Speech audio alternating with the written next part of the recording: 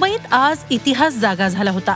एकेकाळी मुंबईच्या रस्त्यांची शान असलेल्या गाड्या आज पुन्हा मुंबईच्या रस्त्यांवर धावत होत्या।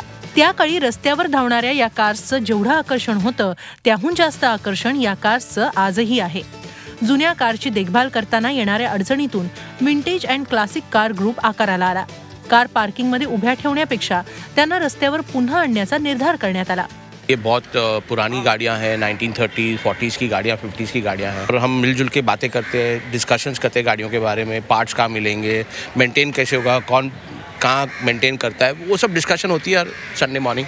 मुंबईतल्या हॉर्निमन सर्कलच्या पारशी कॅफेमध्ये हा ग्रुप जमतो। विंटेज कार्स बाबत चर्चा रंगते, कधी स्पर्धाही होतात।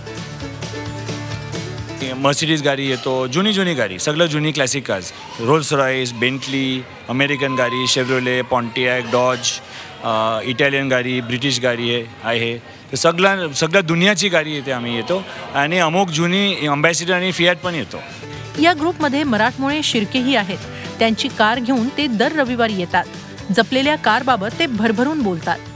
रविवार आम्हाला मिळतो कारण मंडे टू सॅटर्डे ऑफिसेस वगैरे असतात, त्यामुळे सकाळी एवढ्या लवकर तर रविवारच मिळतो आम्हाला। आणि ज्या आमच्या कॉमन हॉबीज आहेत आणि असे ग्रुप आम्ही एकमेकांना इकडेच ओळखतो, म्हणजे बाकी आमचं काही त्याच्यात असे फ्रेंड्स वगैरे म्हणू नाही शकत, पण सगळ्यांची एकच हॉबी असल्यामुळे रविवारी आम्हाला इकडे वेळ मिळतो यायला। या कार तुम्हाला थेट 70-80 वर्ष जुन्या काळात घेऊन जातात, त्यामुळे धावता इतिहास पाहण्यासाठी रविवारी हॉर्निमन सर्कलवर जायला हरकत नाही।